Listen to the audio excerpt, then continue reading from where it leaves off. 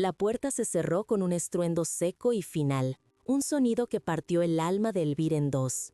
De rodillas sobre la nieve recién caída, sintió cómo el frío mordiente de la noche de invierno se colaba a través de su fina ropa. Pero era un frío insignificante, comparado con el hielo que acababa de instalarse en su corazón. El viento aullaba a su alrededor, arrastrando los copos de nieve en un torbellino furioso que parecía burlarse de su desamparo. A sus 70 años, con las manos temblorosas y el rostro bañado en lágrimas que se congelaban al instante, Elvira alzó la vista hacia la ventana del que, hasta hacía unos minutos, había sido su hogar. Las luces cálidas del interior eran una promesa de calor y refugio, que le acababa de ser arrebatada por la misma zambra que ella había traído al mundo. Antes de continuar con esta historia que te va a emocionar hasta las lágrimas, no olvides dar like, dejar un comentario y suscribirte al canal.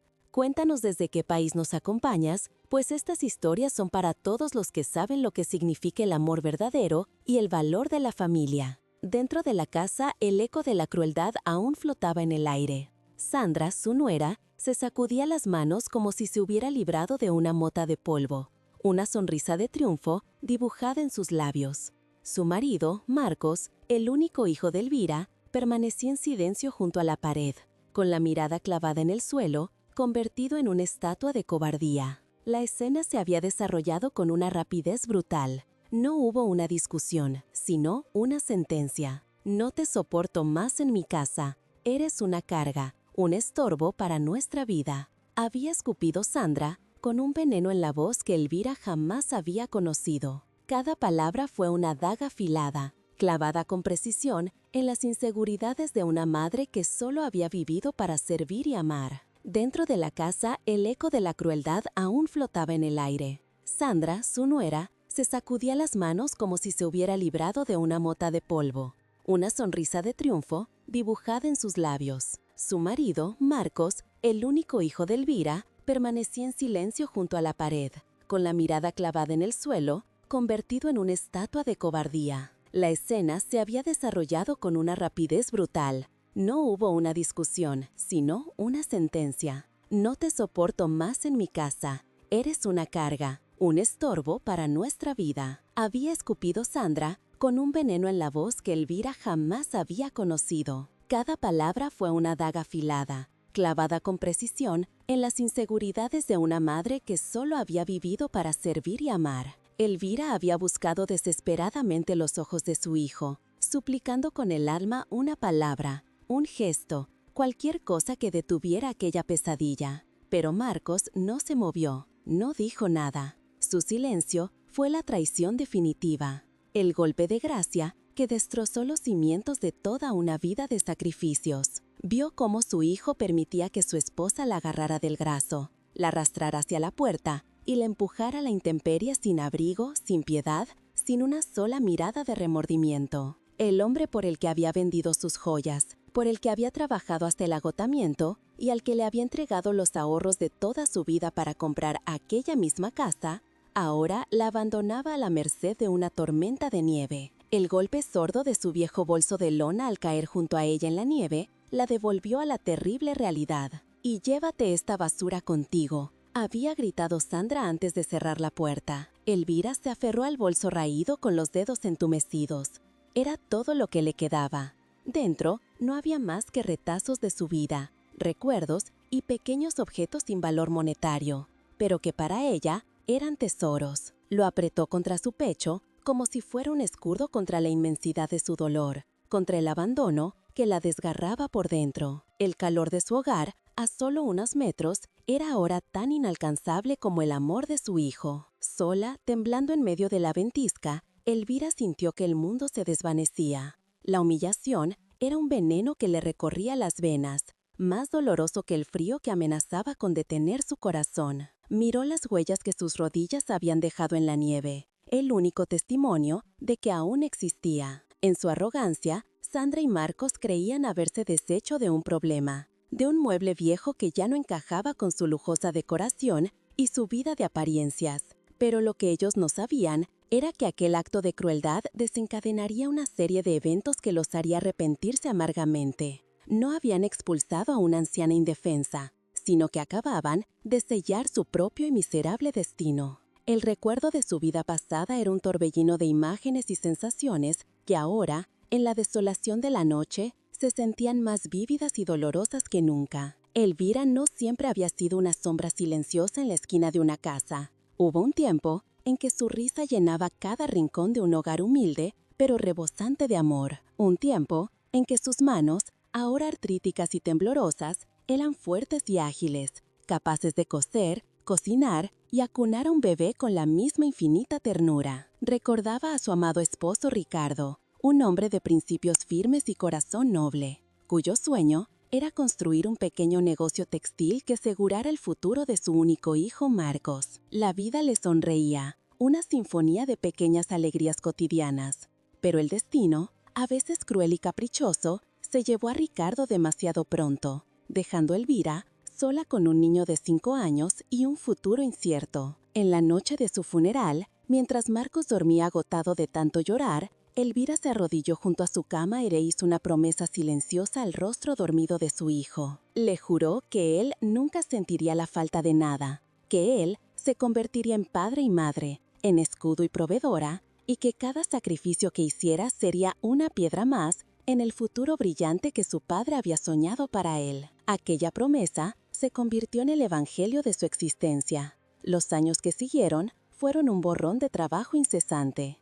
Elvira aceptó cualquier empleo que se le ofreciera, sin importar lo humillante o agotador que fuera. Limpiaba las ostentosas mansiones de familias adineradas durante el día, donde sus manos se agrietaban por el contacto con la lejía y los productos químicos, y por la noche cosía para una pequeña fábrica local, con la espalda encorvada bajo la luz mortecina de una lámpara, hasta que sus párpados se negaban a permanecer abiertos. Dormir era un lujo que rara vez se permitía. Cada céntimo que ganaba era sagrado, destinado a la educación y el bienestar de Marcos. Mientras las otras madres del barrio compraban vestidos nuevos o se permitían un pequeño capricho, Elvira remendaba su única falda una y otra vez, y su cena consistía a menudo en las sobras que su hijo dejaba en el plato. El hambre que sentía en el estómago era insignificante comparado con el orgullo que hinchaba su pecho cuando veía a Marcos llegar a casa con las mejores notas de su clase, con zapatos nuevos que ella había comprado a costa de incontables horas de esfuerzo sobrehumano.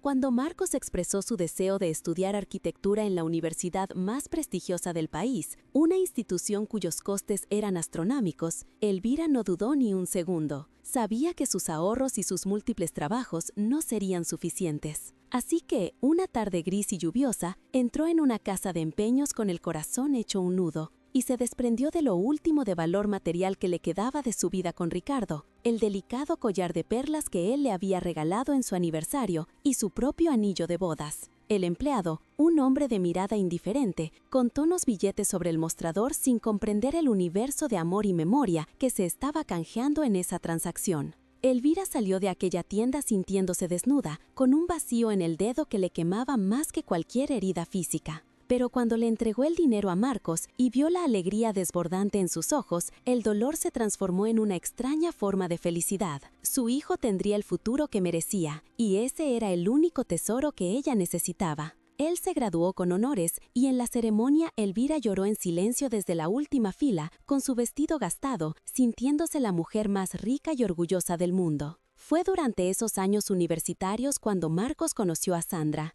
Al principio, Elvira vio en ella a la hija que nunca tuvo. La recibió en su humilde casa con los brazos abiertos, compartiendo con ella sus mejores recetas y sus más queridas historias familiares. Sandra era ambiciosa, con una sed insaciable de estatus y reconocimiento social. Hablaba sin cesar de viajes exóticos, de los bolsos de diseñador que anhelaba y de los coches de alta gama que soñaba con conducir. Elvira, en su inocencia, creía que era la energía propia de la juventud, una aspiración natural a una vida mejor. Pero poco a poco, las semillas de la ingratitud comenzaron a germinar. Sandra empezó a hacer comentarios sutiles sobre la modestia de su hogar, sobre la ropa anticuada de Elvira, sobre sus manos ásperas de trabajadora. Marcos, que antes besaba esas manos con gratitud, comenzó a mirarlas con una incipiente vergüenza, influenciado por la perspectiva superficial de su novia. Elvira sentía las pequeñas punzadas de desdén, pero las ignoraba, atribuyéndolas a su propia sensibilidad y convenciéndose de que solo era su imaginación. El amor que Elvira había cultivado en su hijo con tanto esmero comenzó a ser eclipsado por la ambición materialista de Sandra. Marcos consiguió un buen trabajo en un prestigioso estudio de arquitectura y su sueldo, combinado con el de Sandra, les permitió acceder a un estilo de vida que Elvira jamás habría podido imaginar. Pronto, las visitas a la pequeña casa de su madre se hicieron menos frecuentes. Siempre había una cena de negocios, un evento social o una escapada de fin de semana a un hotel de lujo. Cuando Marcos y Sandra anunciaron su boda, Elvira se sintió inmensamente feliz, aunque una pequeña sombra de inquietud cernía sobre su corazón. Para el regalo de bodas, vació la cuenta de ahorros que había mantenido con un esfuerzo titánico durante décadas. No era mucho en comparación con el mundo de opulencia en el que ellos se movían, pero era todo lo que tenía. Sandra recibió el sobre con una sonrisa forzada y Elvira la oyó más tarde susurrarle a una amiga que la pobre mujer había hecho lo que pudo.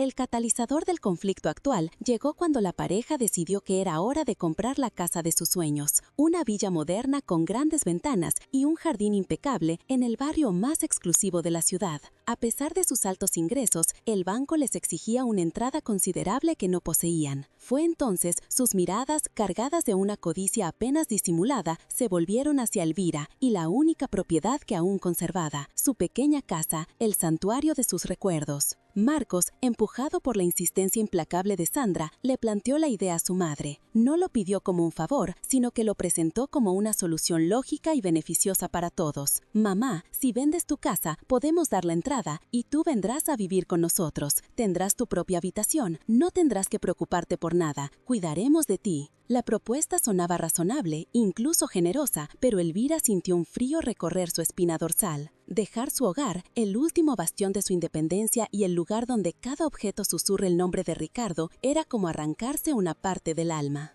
Caminó por sus pequeñas habitaciones, acariciando los muebles viejos, la fotografía descolorida de su boda sobre la cómoda, el rosal que su marido había plantado en el patio trasero. Cada rincón era un testimonio de una vida de amor y sacrificio. Venderla significaba borrar su pasado. Sin embargo, al mirar el rostro expectante de su hijo, el único amor que le quedaba en el mundo, su resistencia se desmoronó. ¿Cómo podía negarle algo? Su vida entera había sido un acto de entrega hacia él. Este sería su último gran sacrificio. Con lágrimas que nadie vio, firmó los papeles de la venta y entregó hasta el último céntimo a su hijo y a su nuera, sellando su propio destino. El traslado fue un presagio de lo que vendría. Sandra supervisó el proceso con impaciencia, descartando la mayoría de las pertenencias de Elvira con un despectivo «esto es muy viejo» o «esto no combina con la nueva decoración». A Elvira solo se le permitió llevar una pequeña caja de recuerdos y su viejo bolso de lona, que Sandra miraba con absoluto desprecio. Su nueva habitación era en realidad un pequeño cuarto de servicio en la parte trasera de la casa, frío e impersonal. Los primeros meses fueron una lenta tortura de humillaciones. Su presencia se convirtió en una molestia. Sandra se quejaba del olor de sus guisos, de que caminaba demasiado despacio,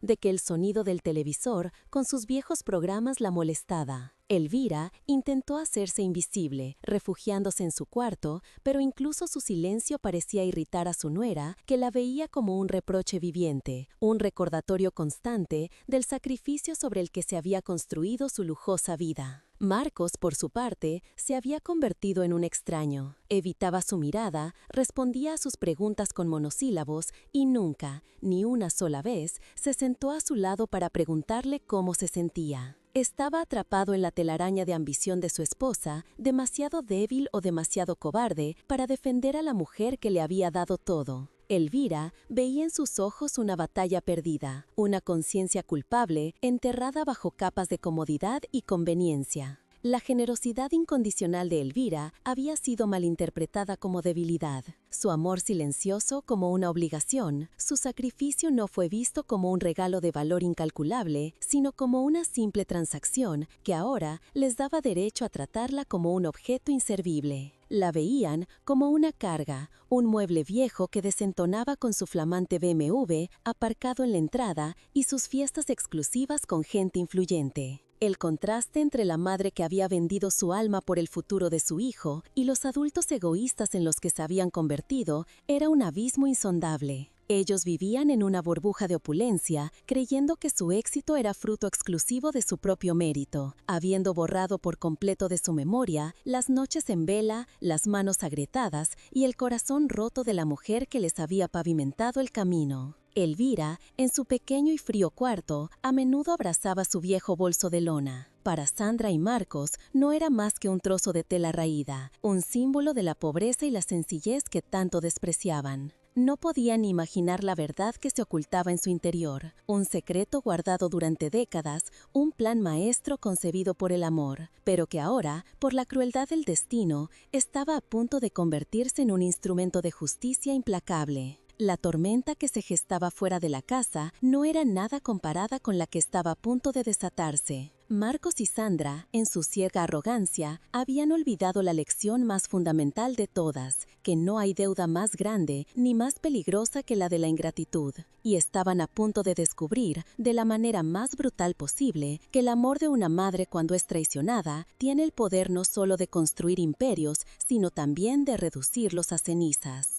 La noche se desplomó sobre la ciudad, como un sudario oscuro y helado, trayendo consigo un silencio que solo era rompido por el silbido del viento entre los árboles. Para Elvira, arrodillada en la nieve, cada segundo era una eternidad de dolor cristalizado. El frío físico había dejado de ser una sensación para convertirse en un estado del alma, una invasión gélida que partía desde el tuétano de sus huesos y se extendía hasta el último rincón de su ser, apagando cualquier rescoldo de calor o esperanza. Levantó la vista hacia la casa, cuyas ventanas resplandecían con una luz dorada y cruel, un faro de una vida que ya no le pertenecía, un paraíso del que había sido expulsada por la misma mano a la que un día enseñó a sostener un lápiz. Dentro, en el aséptico y lujoso salón, el aire crepitaba con una tensión que se disolvió en un suspiro de alivio por parte de Sandra. Se dejó caer en el sofá de diseño italiano, pasando una mano por el costoso tejido, como si purificara el espacio de una presencia contaminante. Marcos permanecía de pie, una figura lúgubre recortada contra la pared blanca, con la mirada perdida en un punto inexistente del suelo de parqué. Su silencio era un abismo,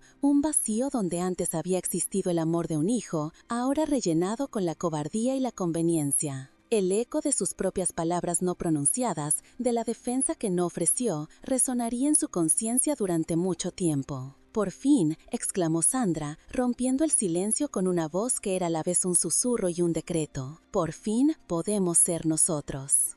Esta casa es nuestra, Marcos, sin olores a viejo, sin quejas, sin tener que caminar de puntillas. Mañana mismo llamaré a los decoradores. Su cuarto será un gimnasio perfecto, con vistas al jardín. Imagínalo, querido, nuestra vida perfecta, sin estorbos. Su voz era música para sus propios oídos, la sinfonía de la ambición satisfecha, ignorando por completo la disonancia de la crueldad sobre la que estaba construida su felicidad. Cada una de esas palabras, si Elvira hubiera podido oírlas, habría sido una palada más de tierra sobre la tumba de su corazón. Pero allí fuera, en la soledad de la ventisca, su mente era un torbellino de recuerdos que la asaltaban con una violencia insoportable. Veía el rostro de Marcos de niño, con fiebre, y sus manos aplicándole paños fríos durante toda la noche. Recordaba el olor del pan recién hecho que horneaba para él cada mañana, el orgullo desbordante en su pecho durante su ceremonia de graduación, un momento que para ella había justificado cada una de sus privaciones. ¿Cómo podía aquel niño, su niño, haberse transformado en el cómplice silencioso de su propia destrucción? Con un esfuerzo sobrehumano, se puso en pie. Sus miembros, entumecidos y doloridos, apenas le respondían. Comenzó a caminar sin rumbo, una silueta frágil y encorvada contra la furia blanca de la tormenta. Abrazaba su viejo bolso de lona con una fuerza desesperada, no por lo que contenía, sino por lo que representaba. El último vestigio de su identidad, el único testigo mudo de una vida de entrega. Las calles del exclusivo barrio estaban desiertas, las imponentes villas cerradas a cal y canto, sus luces de Navidad parpadeando como estrellas distantes e indiferentes a su sufrimiento. A través de las ventanas sin cortinas, vislumbraba escenas de calidez doméstica que le partían el alma, familias reunidas alrededor de chimeneas crepitantes, niños riendo mientras decoraban un árbol, parejas compartiendo una copa de vino. Cada imagen era una tortura, un recordatorio brutal de todo lo que acababa de perder. No era la casa, ni el confort material, era el sentimiento de pertenencia, la seguridad de tener un lugar en el mundo, un refugio contra el frío. Ahora, ella era la extraña, la paria, una figura anónima en la noche cuyo dolor era invisible para todos. Las lágrimas se congelaban en sus mejillas, pequeños cristales de hielo que se mezclaban con los copos de nieve. La humillación era un veneno que le quemaba la garganta, más amargo que la bilis. Se sentía despojada, no solo de un hogar, sino de su dignidad. Ella, que había trabajado sin descanso para que su hijo nunca sintiera la vergüenza de la necesidad, ahora era un espectro errante, objeto de la posible lástima o del desprecio de cualquier desconocido que pudiera verla. La injusticia de todo aquello era tan inmensa, tan aplastante, que amenazaba con detener su corazón. El viento aullaba con más fuerza, empujándola, tratando de derribarla. Sus pasos se volvieron más lentos, más pesados. La energía la abandonaba, y con ella, la voluntad de seguir luchando. Vio las luces de una marquesina de autobús a lo lejos, y se arrastró hacia ella, buscando un refugio precario contra la tormenta incesante. Se acurrucó en el frío banco de metal, un material tan gélido como el abrazo de la traición que acababa de recibir. El temblor que sacudía su cuerpo ya no era solo por el frío, sino por el shock y la desolación absoluta. Cerró los ojos y por un instante se permitió fantasear con el final. Quizás sería más fácil así, dejarse llevar, permitir que el frío la adormeciera, que la nieve la cubriera como un suave manto blanco y pusiera fin a tanto sufrimiento. Ya no sentía las manos ni los pies. Un sopor peligroso y suave comenzaba a invadirla, prometiéndole el olvido, la paz. Su respiración se hizo más superficial, su cuerpo preparándose para rendirse a la noche. El mundo se desvanecía en una bruma blanca y silenciosa. Pero el destino, ese tejedor impredecible de historias, tenía otros planes para Elvira. Aquella decisión, la de abandonarla a su suerte, cambiaría todo para siempre, pero no de la forma en que Sandra y Marcos habían previsto. No sabían que la vida, a veces, guarda sus cartas más importantes para el último momento, y que la justicia tiene una paciencia infinita. Estaban a punto de descubrir que habían subestimado a la mujer que creían habían destruido. Justo cuando la conciencia de Elvira comenzaba a desvanecerse, un haz de luz potente rasgó la cortina de nieve. Los faros de un vehículo de alta gama, un sedán alemán de líneas elegantes, se detuvieron suavemente a la acera. La portezuela del conductor se abrió y de ella descendió un hombre de porte distinguido, con un abrigo de cachemir que hablaba de un estatus y riqueza discretas. Se acercó a la marquesina con paso cauteloso, su rostro mostrando una genuina preocupación. «Señora, ¿se encuentra bien?», preguntó con una voz grave y amable,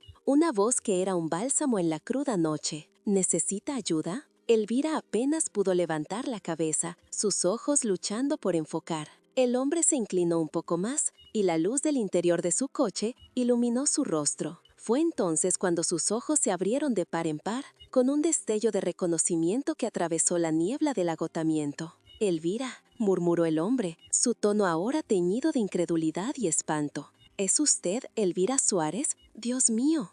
Aquel rostro no era el de un extraño, era el de Ramiro, el hijo del mejor amigo de su difunto esposo, el leal notario que durante décadas había gestionado los asuntos más discretos de su familia y que era el custodio de sus secretos más profundos.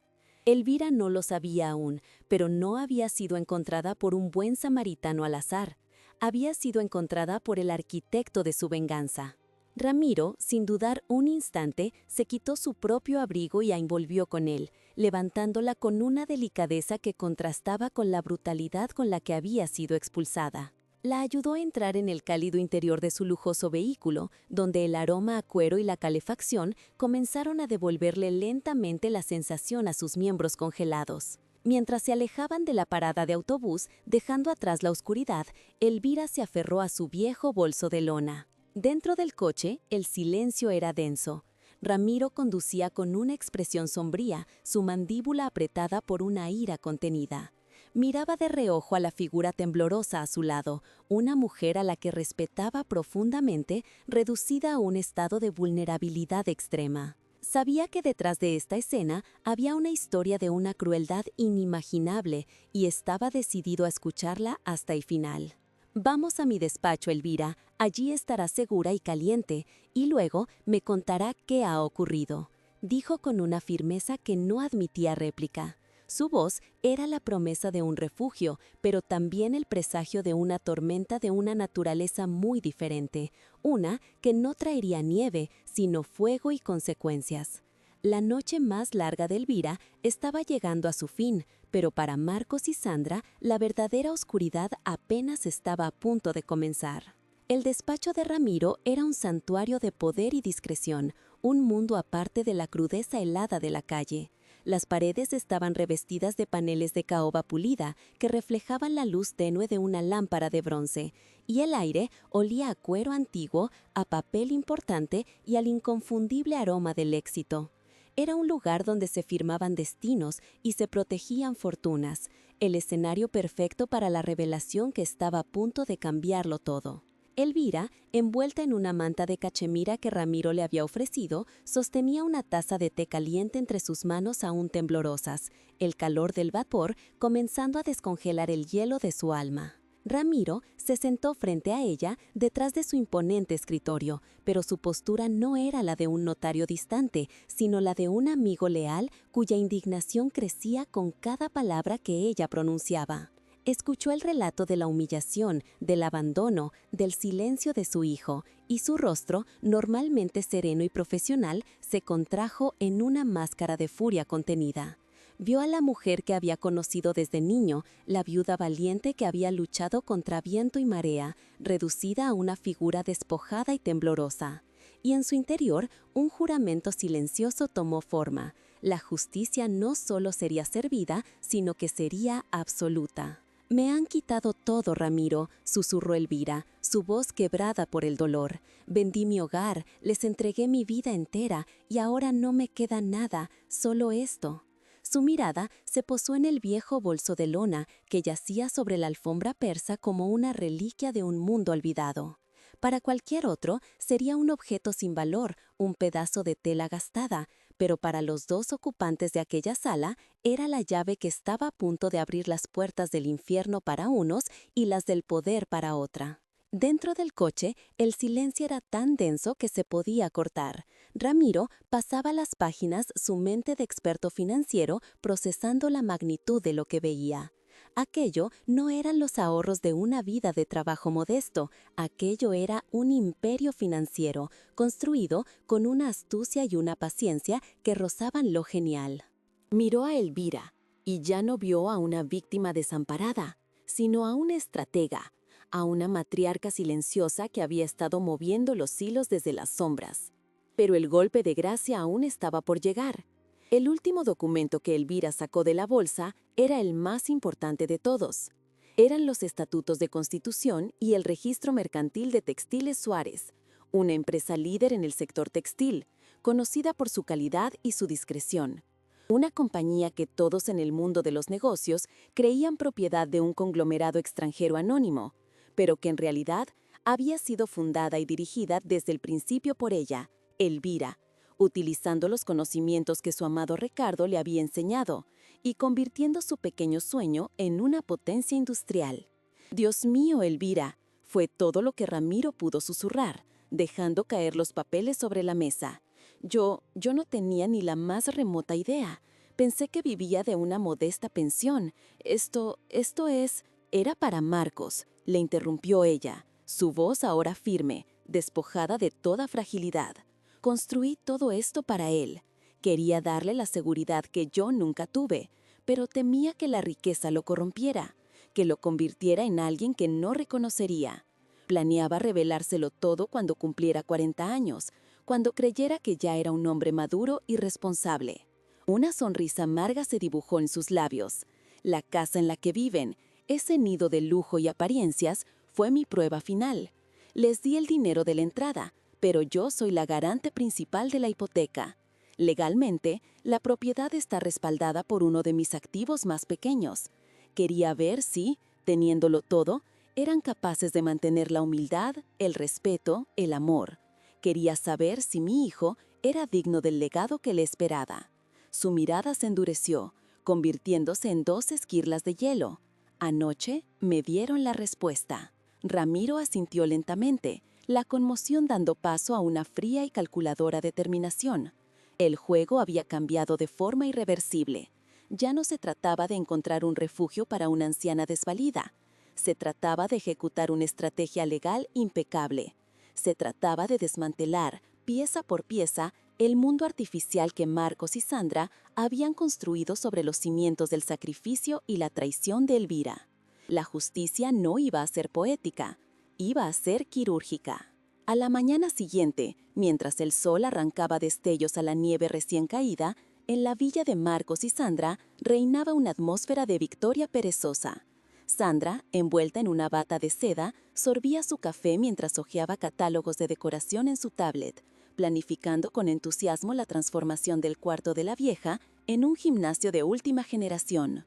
Marcos, por su parte, se movía por la casa como un fantasma, el peso de una culpa sorda oprimiéndole el pecho, aunque era demasiado cobarde para admitirlo. Se sentían libres, dueños de su destino, sin saber que su destino ya no les pertenecía. El timbre de la puerta sonó con una insistencia que rompió la calma artificial. Sandra abrió con un gesto de fastidio, encontrándose con un hombre de traje gris que le tendió un sobre con membrete oficial. Lo abrió con desdén, sus ojos recorriendo las líneas del documento. De repente, soltó una carcajada, un sonido agudo y despectivo. «No me lo puedo creer», exclamó, mostrándole el papel a Marcos.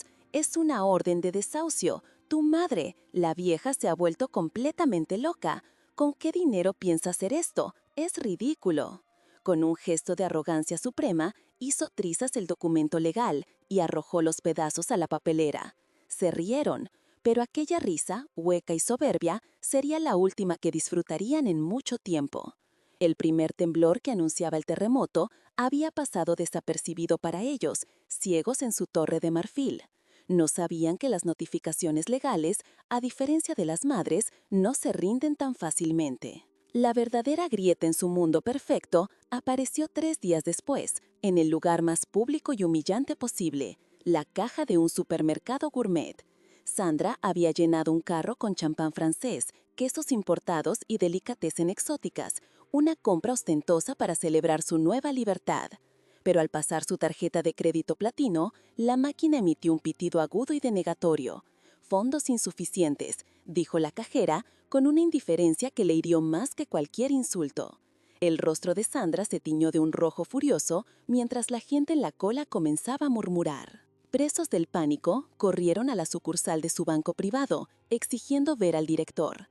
El hombre, de rostro impasible, los recibió en su despacho y, con una frialdad corporativa, les comunicó la noticia. Todas sus cuentas, depósitos y líneas de crédito habían sido congeladas. Una orden judicial, ejecutada esa misma mañana, había paralizado todos sus activos. La razón era simple y brutal. La garante principal de su colosal hipoteca, la señora Elvira Suárez, había retirado su aval financiero. «La garante», balbuceó Marcos, completamente confundido. «Pero si ella no tiene nada, nosotros le dimos un techo». El director del banco arqueó una ceja, consultando su pantalla. «Me temo que está usted muy equivocado, señor. La señora Suárez no es solo su garante. Según nuestros registros, es una de nuestras clientas más importantes. El aval que respaldaba su hipoteca era una pequeña fracción de su portafolio de inversiones». Al retirarlo, y dado el incumplimiento de lo que parece ser un acuerdo privado de cuidados, el banco ha procedido a la ejecución inmediata de la deuda. La casa y todo lo que hay en ella será subastado para cubrir el préstamo. El aire abandonó los pulmones de Sandra. La palabra portafolio y la frase clienta más importante rebotaban en su cerebro sin encontrar sentido. ¿Elvira, la anciana del bolso raído y la ropa gastada? Era imposible, una pesadilla, un error burocrático. Su mente se negaba a procesar una realidad tan monstruosamente irónica. La carga, el estorbo, la mujer a la que había despreciado y expulsado, era la arquitecta invisible de todo su universo de lujo. Fue entonces cuando el teléfono de Marcos sonó. Era la secretaria de Ramiro convocándolos a una reunión urgente en su despacho. Aún aturdidos, se dirigieron hacia allí, convencidos de que todo era un malentendido grotesco que el viejo amigo de la familia podría aclarar.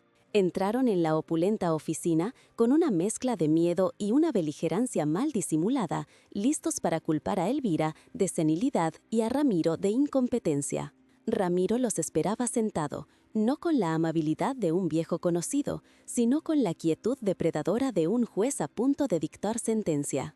No les ofreció asiento. Simplemente, con un gesto, señaló los documentos que reposaban sobre su escritorio. Las escrituras, los extractos bancarios, los estatutos de Textiles Soares. «Supongo que se preguntan qué está ocurriendo», dijo, su voz tan afilada como el cristal. «Permítanme que se lo aclare». Durante los siguientes 10 minutos, Ramiro, con una precisión implacable, desgranó la verdad.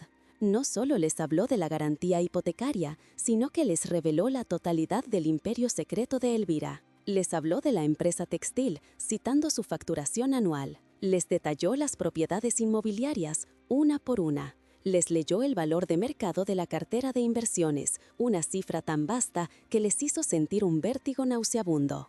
El rostro de Sandra pasó por una gama de emociones espeluznantes. La incredulidad dio paso a una codicia febril al escuchar las cifras, sus ojos brillando con la posibilidad de una riqueza inimaginable. Pero ese brillo se extinguió de golpe, reemplazado por el pánico más absoluto al comprender que todo aquello, toda esa fortuna que podría haber sido suya, la había perdido, la había arrojado a la nieve junto con una anciana indefensa.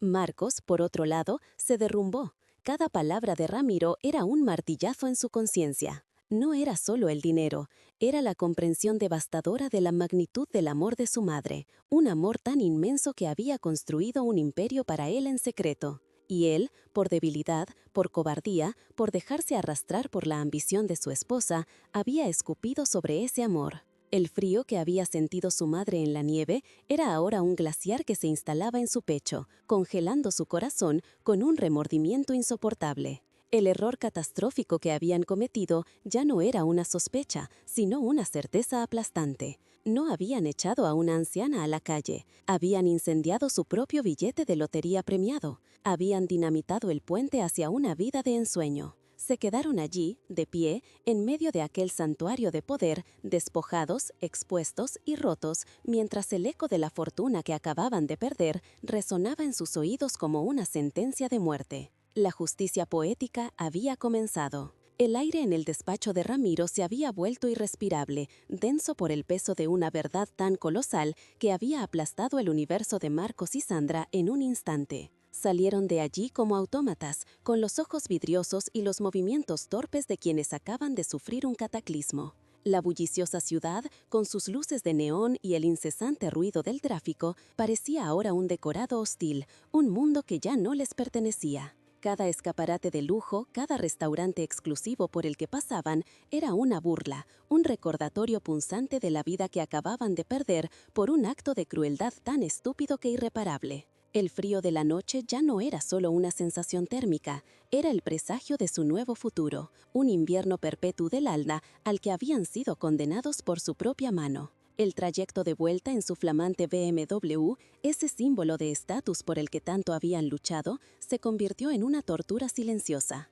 El habitáculo, normalmente un refugio de cuero y tecnología, era ahora una jaula de remordimiento y pánico. Sandra, que hasta hace unas horas se sentía la reina de su pequeño reino, ahora se retorcía en el asiento del copiloto con el rostro descompuesto por una mueca de incredulidad y rabia. Marcos conducía con las manos aferradas al volante, sus nudillos blancos por la tensión, la mirada fija en la carretera pero sin ver nada, su mente atrapada en un bucle infernal, la imagen de su madre de rodillas en la nieve, suplicante, y el eco de su propio silencio cobarde. Fue Sandra la primera en romper el silencio, y lo hizo con el veneno que ahora se volvía contra ellos. «Es tu culpa», siseó, su voz temblando de furia contenida. Es tu madre. Tú deberías haber sabido que escondía algo. Tú la dejaste ir. Tú no dijiste nada. Eres un inútil, un cobarde. Marcos no respondió, pero pisó el acelerador, como si pudiera escapar de las acusaciones, de la verdad, de sí mismo.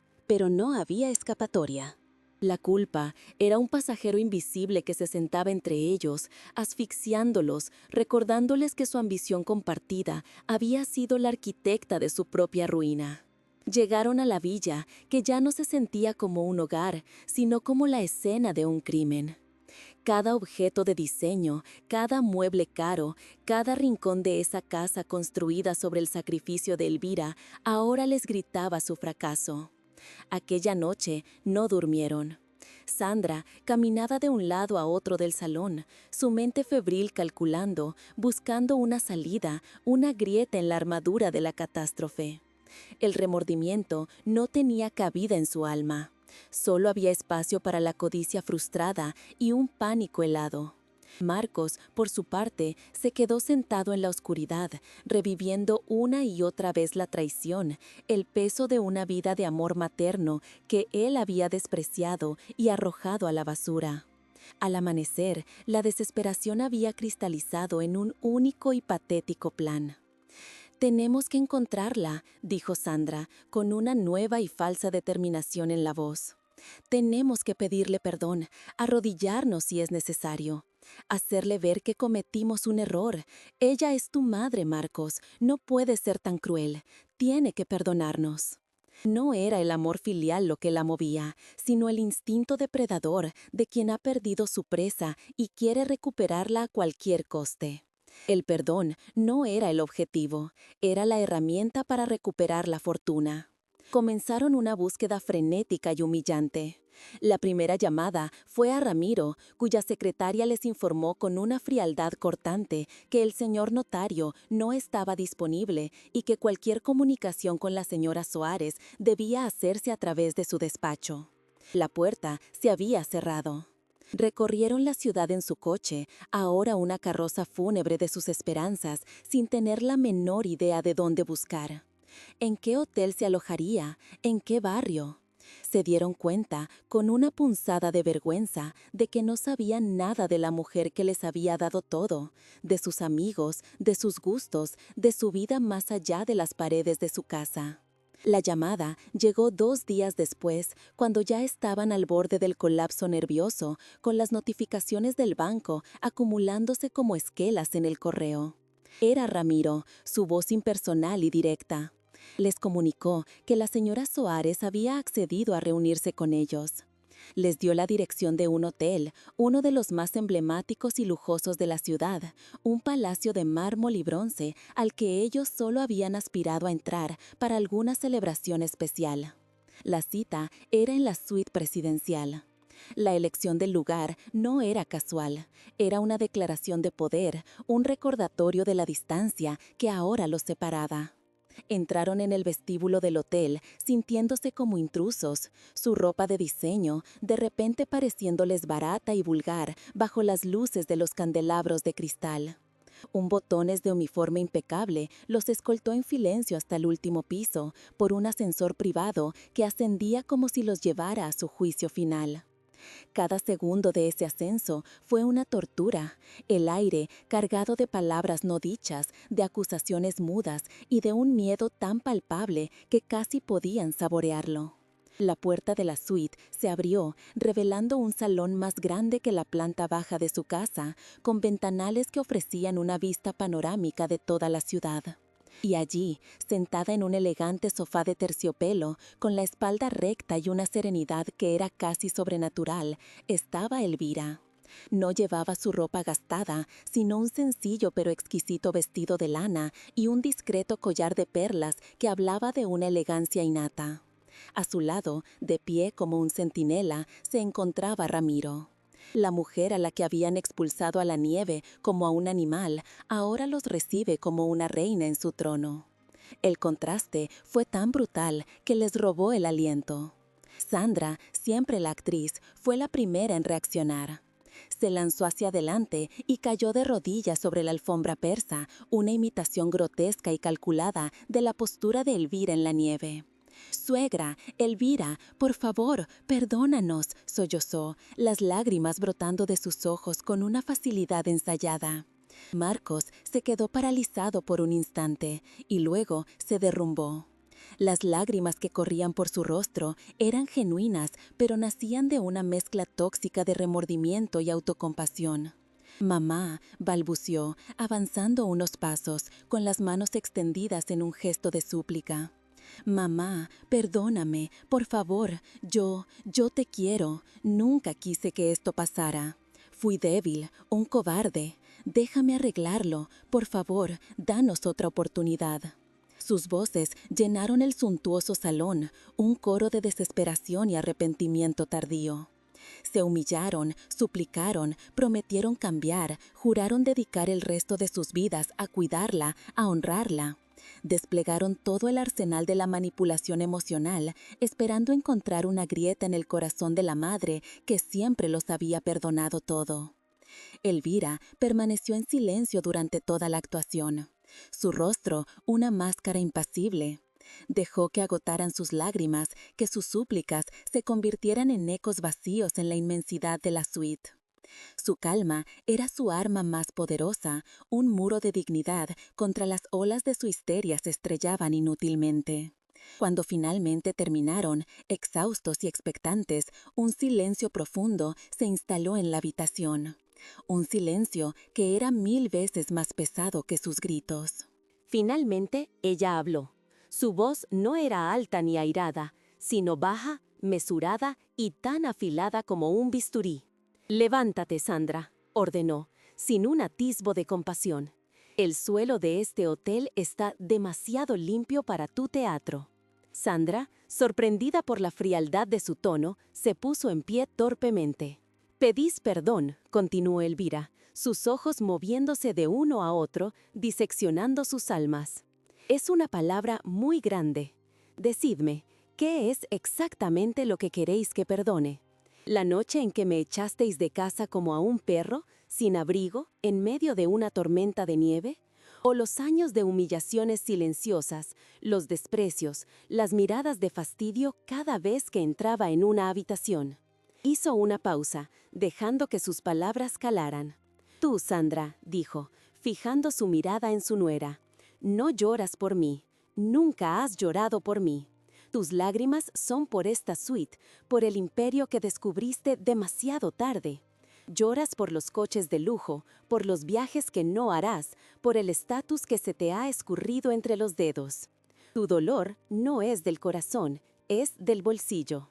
Sandra palideció, sintiéndose desnuda y expuesta bajo aquella mirada que lo veía todo. Intentó balbucear una protesta, pero Elvira levantó una mano silenciándola. Luego se volvió hacia su hijo y su voz, si era posible, se volvió aún más cortante, teñida por una tristeza insondable. «Y tú, Marcos, mi hijo», susurró, y la palabra hijo sonó como una sentencia. «El dolor que me causaste es mucho más profundo. Cada insulto de ella era una herida, pero tu silencio fue el que me rompió el alma. Te vi allí, de pie, contra la pared, mientras tu esposa me arrastraba hacia la puerta. Esperé una palabra, un gesto, algo que me dijera que el niño al que le di mi vida todavía estaba allí. Pero no hubo nada, solo un silencio que gritaba cobardía». Se levantó del sofá, su figura menuda ahora proyectando una sombra inmensa sobre ellos. Caminó lentamente hacia el ventanal, dándoles la espalda por un momento, mientras contemplaba la ciudad que yacía a sus pies. Un imperio que había construido en secreto, con amor y para él. «¿Sabes cómo compré las primeras máquinas para la fábrica textil?», preguntó, su voz resonando contra el cristal. «Vendí el collar de perlas que tu padre me regaló, el único recuerdo de valor que me quedaba de él. ¿Sabes cómo pagué tu universidad, la más cara del país?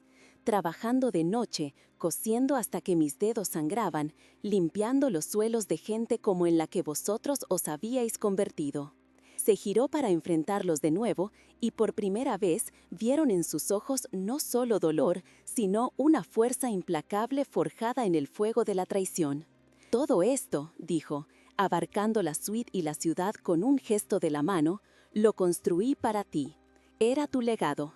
Un legado que venía con una sola condición, que fueras un hombre bueno, un hombre con un corazón leal. Y fallaste en la prueba más importante de todas. Marcos oyó un sonido roto y patético. Mamá, lo sé, dame la oportunidad de demostrártelo.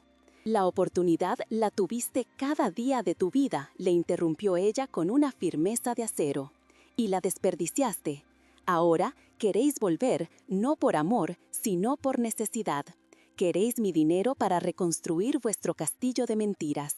Pero habéis olvidado una lección fundamental. El dinero puede comprar una casa, pero no puede construir un hogar. Y el respeto, una vez perdido, no se recupera con lágrimas de cocodrilo. Su veredicto final cayó sobre ellos como una losa de granito. No habrá dinero, no habrá casa, no habrá segunda oportunidad para la vida que teníais. Vais a aprender lo que significa el frío. Vais a descubrir el valor de un plato de comida caliente y de un techo sobre vuestras cabezas. Vais a empezar desde cero, sin nada, como yo lo hice tantas veces por ti. Quizás, añadió, su voz suavizándose un ápice, pero no lo suficiente para ofrecer consuelo, cuando hayas aprendido el verdadero significado de la humildad y el trabajo duro, cuando el remordimiento por lo que perdiste se transforme en remordimiento por lo que hiciste, entonces, y solo entonces, podremos volver a hablar, no como millonarios y mendigos, sino como una madre y un hijo. Señaló la puerta. Ahora, marchaos, tenéis una vida nueva que empezar. Derrotados, vaciados, sin nada más que decir, Marcos y Sandra se dieron la vuelta y caminaron hacia la puerta como si fueran al patíbulo. Cada paso era la confirmación de su ruina. La puerta se cerró tras ellos con un clic suave pero definitivo, sellando su destino. Se quedaron en el pasillo silencioso y lujoso del hotel, dos fantasmas en un paraíso que ya no les pertenecía, con el eco de la justicia resonando en sus oídos. Su caída no había hecho más que empezar. El portazo de la suite presidencial del hotel resonó en el pasillo de mármol con una finalidad aterradora, un sonido que no solo cerraba una puerta, sino que clausuraba una vida entera. Marcos y Sandra se quedaron inmóviles como estatuas de sal en las ruinas de su propio imperio de codicia. El silencio opresivo del lujo que los rodeaba, ahora gritándoles su fracaso. El viaje de vuelta en el ascensor privado fue un descenso literal y metafórico a los infiernos. Ya no se miraban. El reflejo en las paredes doradas les devolvía la imagen de dos extraños unidos únicamente por la catástrofe que ellos mismos habían orquestado. Dos cómplices cuyo crimen había sido la ingratitud. Aniquilación total de sus sueños. La caída fue más rápida y brutal de lo que jamás hubieran podido imaginar. Al día siguiente, una grúa se llevó el flamante BMW, arrancando de la entrada de la casa el último símbolo de su estatus robado. Los amigos, aquellos que brindaban con ellos en cenas exclusivas y admiraban su rápido ascenso, de repente dejaron de contestar al teléfono. Las invitaciones a eventos sociales se evaporaron como el rocío matutino, y pronto se encontraron con que el círculo social que tanto se habían esforzado en cultivar no era más que una colección de espejismos, un club exclusivo para ganadores del que habían sido expulsados sin contemplaciones. Se convirtieron en parias, en el cotilleo morboso de la élite que antes los adulaba, un cuento con moraleja susurrado entre copas de champán. La casa, aquel templo de su arrogancia, fue vaciada y precintada por el banco en menos de una semana. Tuvieron que recoger sus pertenencias en cajas de cartón, bajo la mirada indiferente de los agentes judiciales, una humillación pública que los despojó de la última capa de su dignidad.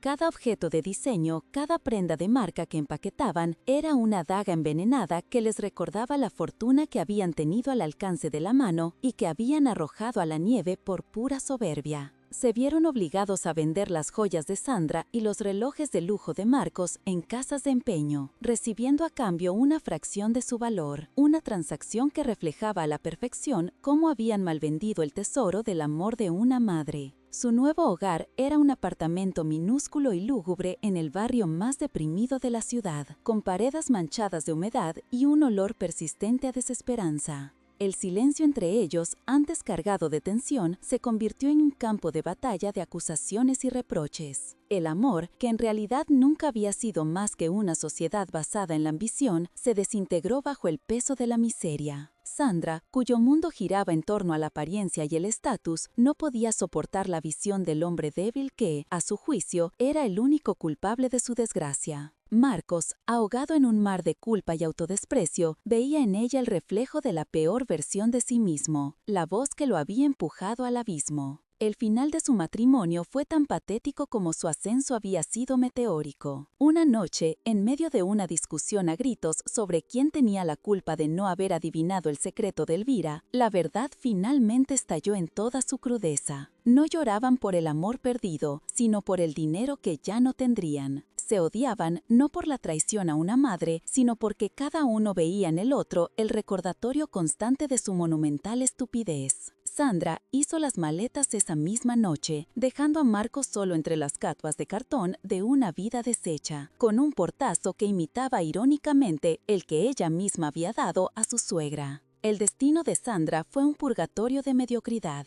La mujer que soñaba con yates y desfiles de moda tuvo que aceptar un trabajo como teleoperadora en un ruidoso centro de llamadas, soportando la humillación de un sueldo mínimo y un jefe déspota. Pasaba sus noches sola en un estudio alquilado, rodeado de muebles baratos, atormentada por los fantasmas de los bolsos de diseñador y los restaurantes con estrellas Michelin que ya nunca disfrutaría. Su belleza, antes su mayor activo, se marchitó bajo el peso de la amargura, convirtiéndose en un recordatorio permanente de que la verdadera fealdad residía en su alma. Para Marcos, la caída fue aún más profunda, un descenso a las tinieblas de la conciencia. Perdió su prestigioso trabajo de arquitecto, incapaz de concentrarse, perseguido por la imagen de su madre temblando en la nieve. Se aisló del mundo, viviendo de trabajos esporádicos y mal pagados, avergonzado de mostrar su rostro. El remordimiento lo consumía, pero no era solo por la fortuna perdida, era por la comprensión tardía y aplastante del amor incondicional que había despreciado. Cada noche, en la soledad de su habitación, el silencio de aquella noche fatídica volvía para atormentarlo, un eco eterno de su propia cobardía. Mientras ellos se hundían en las cenizas de su propia creación, Elvira renacía. No perdió ni un segundo regodeándose en su desgracia. Su corazón, aunque herido, era demasiado grande para la venganza. Asumió públicamente la dirección de Textiles Soares, y el mundo de los negocios, inicialmente conmocionado, pronto tuvo que rendirse ante su astucia, su ética de trabajo y su visión. La anciana a la que su hijo había considerado un estorbo se convirtió en una de las empresarias más respetadas del país, una leyenda viviente cuya historia de resiliencia inspiraba a todos. Pero su verdadero legado no se construiría con tela y cifras de facturación. Con una parte considerable de su fortuna, vendió la Casa de los Malos Recuerdos y creó la Fundación Renacer, un proyecto que se convirtió en la misión de su vida. No era un asilo, sino un verdadero hogar, un complejo de apartamentos elegantes y cálidos para ancianos que, como ella, habían sido víctimas del abandono y la ingratitud. Un lugar donde la dignidad no era una opción, sino un pilar fundamental, con jardines cuidados, talleres de arte, asistencia médica de primer nivel y, sobre todo, compañía y respeto. Elvira no era una benefactora distante que firmaba cheques desde una oficina de lujo. Vivía allí, en uno de los apartamentos, como una más. Pasaba sus días en los jardines, escuchando las historias de sus nuevos amigos, organizando noches de cine, enseñando a tejer a las más jóvenes de espíritu. Encontró una nueva familia, una elegida, unida no por la sangre, sino por los lazos indestructibles del respeto mutuo y la gratitud. Su risa, que había sido silenciada durante tanto tiempo, volvió a llenar cada rincón de su vida, más clara y sonora que nunca. Pasaron 2 años. La Fundación Renacer era un modelo a nivel nacional, un faro de esperanza que demostraba cómo la vejez podía ser una etapa de plenitud y alegría. Elvira, con sus 82 años, irradiaba una paz y una vitalidad que desmentían su edad. Había transformado su dolor en un propósito, su tragedia personal en una bendición para cientos de personas. Había demostrado que la verdadera riqueza no reside en las cuentas bancarias, sino en la capacidad de dar y recibir amor genuino. Una tarde de primavera, mientras regaba las rosas de su jardín, vio una figura familiar acercándose a la entrada de la fundación. Era Marcos, pero no era el hombre arrogante y derrotado que había visto por última vez. Estaba más delgado, su rostro surcado por líneas de cansancio y arrepentimiento, pero sus ojos tenían una nueva luz, una de humildad. Vestía un sencillo uniforme de jardinero. No había venido a pedir dinero ni perdón, sino trabajo. Llevaba meses trabajando en el equipo de mantenimiento de la fundación, realizando las tareas más duras sin quejarse, observando a su madre desde la distancia. No cruzaron palabras ese día. Él simplemente inclinó la cabeza en un gesto de respeto y continuó con su trabajo, podando los setos con una dedicación silenciosa. Elvira lo observó durante un largo rato, y por primera vez en mucho tiempo, una lágrima rodó por su mejilla. Pero no era una lágrima de dolor, sino una de una complejidad insondable, una mezcla de tristeza por el pasado y una minúscula, frágil semilla de esperanza por el futuro. El perdón completo quizás nunca llegaría, pues hay heridas que el tiempo no puede cerrar del todo. Pero en aquel jardín, bajo el sol de la tarde, madre e hijo habían comenzado a recorrer el largo y arduo camino de vuelta el uno hacia el otro. Marcos había perdido un imperio, pero estaba en el proceso de recuperar algo infinitamente más valioso, su alma. Y Elvira, rodeada de su nueva familia, había demostrado la lección más importante de todas. La historia de Elvira es un poderoso recordatorio de que la ingratitud es la más segura de las bancarrotas, una que no vacía los bolsillos, sino el corazón. Nos enseña que el amor de una madre es una fortuna que no se puede medir y que despreciarlo es el error más costoso que un hijo puede cometer. Porque al final, en el gran balance de la vida, no somos juzgados por la riqueza que acumulamos, sino por la dignidad con la que tratamos a quienes nos dieron la vida. Y esa es una justicia que tarde o temprano siempre llega. Así, la justicia, con su paso lento pero inexorable, había cerrado un círculo. No lo hizo con el estruendo de una venganza clamorosa, sino con el silencio elocuente de las consecuencias.